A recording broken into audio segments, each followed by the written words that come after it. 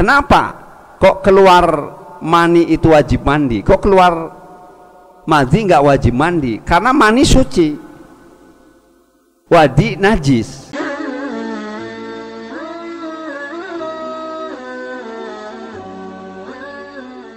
Allah manfa'na bima 'allamtana wa 'allimna ma yanfa'na wa zidna ilman nafi'a wa atina hikmah. Allahumma rzuqna fahman nabiyyin wa hifdzal mursalin wa ilhamal malaikatil muqarrabin. Allahumma bika asbahna wa bika amsayna wa bika nahya wa bika namut ilaikan nusur. Allahumma barik lana fi maqamina hadza, Allahumma barik lana fi majlisina hadza, walhamdulillahi rabbil alamin. Taqabbalallahu minna wa minkum taqabbal ya karim. Kepada segenap para jamaah, para asatid, para hujjaj, ibu-ibu, bapak-bapak, saudara-saudara yang hadir di majelis taklim rutin subuh Ahad pagi ini, maupun yang masih tetap setia mengikuti taklim melalui live streaming Pondok Pesantren Al-Um Benteng Sunni Asy'ari Syafi'i di mana saja berada. Mudah-mudahan kita semua selalu diberikan taufik oleh Allah Subhanahu wa taala, diberikan afiah di dalam ketaatan kepada Allah, serta keluarga kita Allah jadikan keluarga yang sakinah mawaddah warahmah. Rizki kita diberikan oleh Allah rizki yang melimpah ruah, tanpa susah payah, penuh dengan keberkahan serta kehalalan. Amin ya rabbal alamin. Hadirin hadirat jamaah rahimakumullah, masih kita melanjutkan di dalam bab nawaqidul wudu, bab tentang hal-hal yang membatalkan wudu. Sekarang masuk kepada hadis yang ketiga. Bismillahirrahmanirrahim. Wa an Aliin radhiyallahu anhu, wa an Aliin, dari Sayyidina Ali radhiyallahu anhu, qala, berkata, kuntu, ada siapa saya, itu rojulan, seorang laki-laki, madzaan, yang banyak keluar madhi. Fa amartu, maka memerintah siapa saya akan Al-Miqdan, sahabat Miqdan, Al-Miqdadan, sahabat Miqdad, Al-Miqdad, Miqdad ya, nama sahabat, akan Al-Miqdada, Miqdad, ayas ala, akan ayas Allah hendak bertanya siapa Miqdad akan an-Nabiya sallallahu alaihi wasallam. Fasa'alahu, maka bertanya siapa Miqdad hu, akan Nabi. Faqala, maka berkata, bersabda siapa Nabi, fihi, di dalam persoalan madhi. Fihi itu di dalam madhi, bermula al-wudu'u, wudu'. Ini khobarnya muqaddam, mubtadanya muakhar. Fihi itu di dalam mandi, bermula al-wudu'u, wudu. Mutafakun alaih, hadis disepakati oleh dua imam hadis besar, yaitu Imam Bukhari dan Muslim. Alaihi, apa hadis, wal lafdu, bermula lafadznya itu lil Bukhari, bagi Imam Bukhari. Hadis yang ketiga ini menunjukkan bahwa madhi ini menjadikan batalnya wudu. Keluar madhi menjadikan sebab batalnya wudu, tapi tidak menjadikan sebab untuk wajibnya mandi.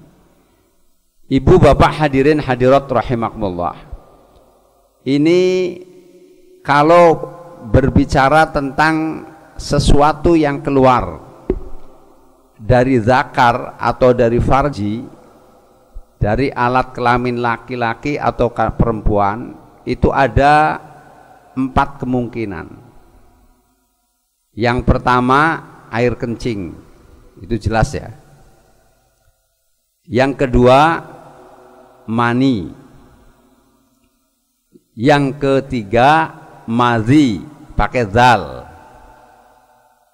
Kemudian yang keempat madi pakai dal. Mani ini ada 2 pendapat. Menurut madhab kami, madhab kita semua, madhab Syafi'i, bahwa mani itu hukumnya suci. Kita bisa lihat di dalam kitab Fathul Mu'in, ammal maniyu fatahirun khilafan limalikin. Adapun mani ini adalah suci, berbeda dengan pendapatnya Imam Malik. Kalau Imam Malik mengatakan mani itu najis, tapi Imam Syafi'i, madhab kita, madhab Syafi'i, itu mani dihukumi suci. Nah, sementara madhi itu najis, madi juga, wadi bukan madi, wadi juga hukumnya najis. Jadi mani, madhi, wadi. Apa perbedaannya? Ibu bapak hadirin hadirat rahimakumullah, kalau mani kita sudah paham semua. Jadi orang keluar mani, dia punya hadas besar, punya junub, wajib mandi. Keluar mani itu disertai dengan kenikmatan fly. Iya. Iya. Pokoknya kalau keluarnya nyar-nyer begitu, itu mani. Bentuknya kental seperti adonan. Iya. Jadi baunya agak wangur-wangur begitu. Ini sengaja saya jelasin, memang penjelasannya begitu. Itu. Ini supaya enggak usah nanya apa sih perbedaannya begitu. Walaupun sering begitu, tapi kadang-kadang suruh nerangin susah. Ditanya, "Mah, mani apa?" Pokoknya begitu dah, begitu. Jadi mani. Kalau madhi dengan zal ini berwarna putih. Ini di dalam kitab Fathul Mu'in dikatakan wahwa wa madhi bimu'jamatin lil amri bi husri dzakar minhu wa huwa ma'un abjadu aw asfaru raqiqun yakhruju ghaliban inda thawrani syahwati bi ghairi syahwati qawiyah bi ghairi syahwatin qawiyatin. Jadi madhi ini dengan zal ada titik satunya, dal ada titik satunya di atas, namanya zal. Ini sebab perintah untuk membasuh zakar dari madhi tersebut. Madhi ini bentuknya air berwarna putih atau kuning yang bersifat cair, secara umum keluar ketika syahwat naik, namun tidak terlalu kuat syahwatnya. Jadi kalau keluar mani itu syahwatnya full. Itu. Kalau keluar madhi syahwatnya setengah. Jadi mohon maaf, ini bukan lagi ngomong yang porno, memang harus ngomong porno. Iya. Kalau kulil haqqa walau kana murron, katakan kebenaran itu walaupun murron itu bisa pahit, bisa keras, bisa menjijikkan, bisa berisiko. Itu. Nah, jadi ibu, bapak, saudara-saudara hadirin hadirat rahimakumullah, kalau keluar madhi tidak wajib mandi. Keluar mani wajib mandi. Mani suci, madhi najis. Bentuknya kalau madhi itu betul-betul encer, kalau mani agak kental. Nah kemudian kalau keluar mani itu full syahwat, lagi full, bahkan puncaknya syahwat. Kepenginnya sih nggak cepat keluar, ya. Tapi kalau sudah mau keluar mau diapain? Ya. Jadi ibarat anak muda itu lagi mimpi cengar cengir begitu. Yang lihat ini orang tidur kok cengar cengir, ternyata lagi mimpi indah. Nah, keluar wajib mandi. Nah kalau madhi itu di awal, jadi bisa dipastikan orang keluar mani keluar madhi karena muqaddimah. Jadi kalau syahwat lagi naik, ya nggak mesti mau hubungan suami istri, misalkan ngelihat cowok ganteng gitu, ngelihat cewek ganteng, kemudian tertarik sampai tangannya sendiri yang diremas-remas begitu. Nah, itu syahwatnya naik basah gitu loh. Nah, itu madhi. Nah kalau wadi wawadiin bimuhmalatin wa huwa ma'un abyadu hadirun sahinun yahruju ghaliban akibal baul aw inda hamli syai'in takilin. Jadi kalau wadi itu air berwarna putih, keruh dan kental, secara umum keluar setelah selesai kencing atau saat membawa beban berat. Jadi kadang-kadang habis kencing kok keluar agak kental dikit, tapi airnya putih, lah itu wadi. Atau biasanya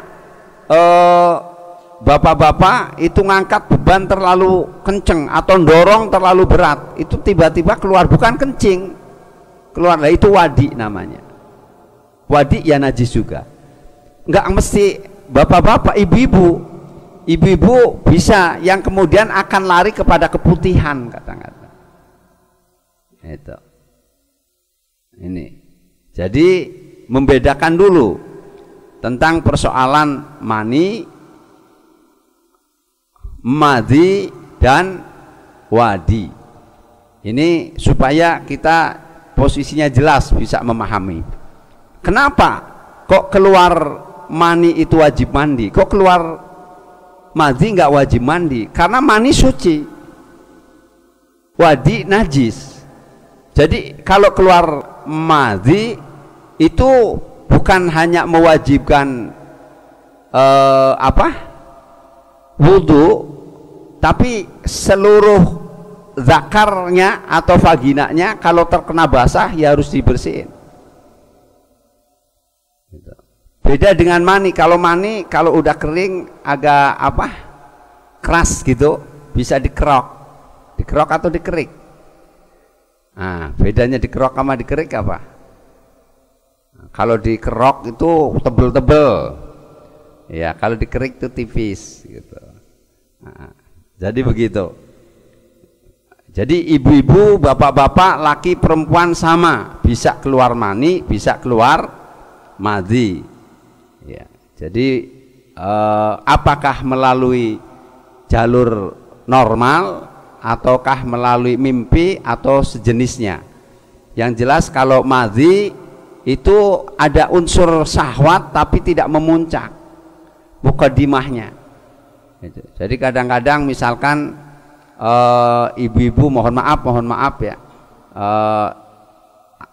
ketika dipegang sama suaminya, dipeluk, nah tapi nggak sampai ke sono, nggak sampai hubungan suami istri, udah mesra-mesraan, nah itu basah, zakarnya basah atau vaginanya basah, nah itu madhi, itu istinja, dia harus dibersihin. Kalau nggak dibersihin ya gatel. Beda dengan mani. Kalau keluar mani kan full syahwatnya, wajib mandi. Kenapa?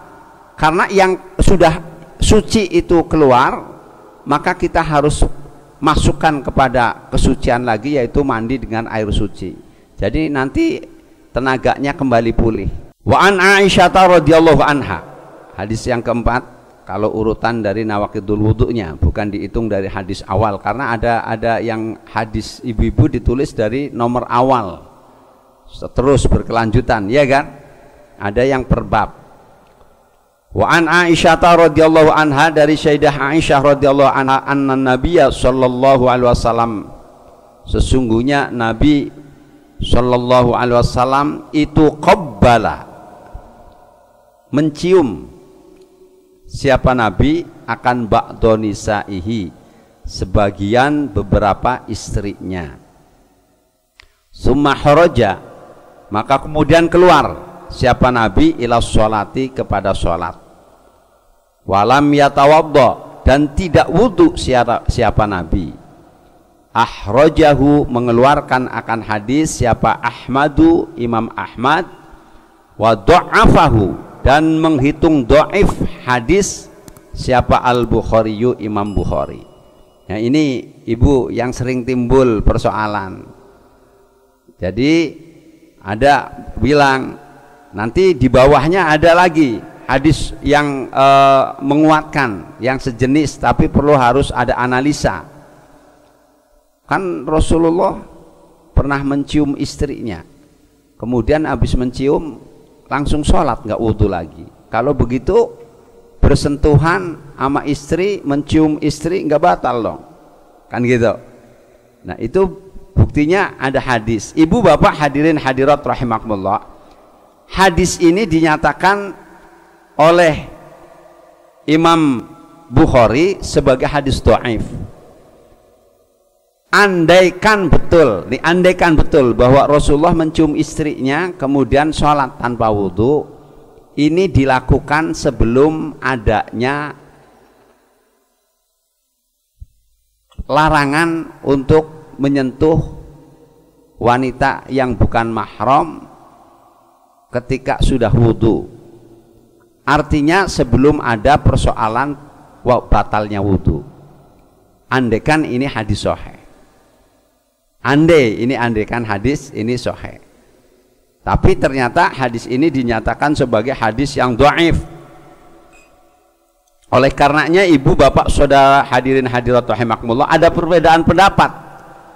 Memang betul ini hadis tadi dikatakan sebagai hadis yang dhaif.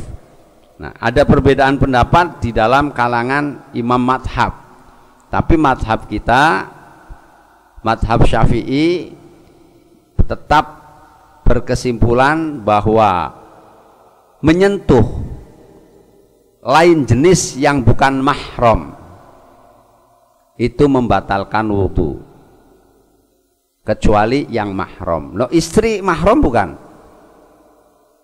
Suami mahram bukan, Bu? Mahram itu orang yang tidak boleh dinikahi. Iya, berarti istri bukan mahram, buktinya dinikahin. Lah, tapi kan istri setelah dinikahin jadi mahram. Jadi mahram gimana?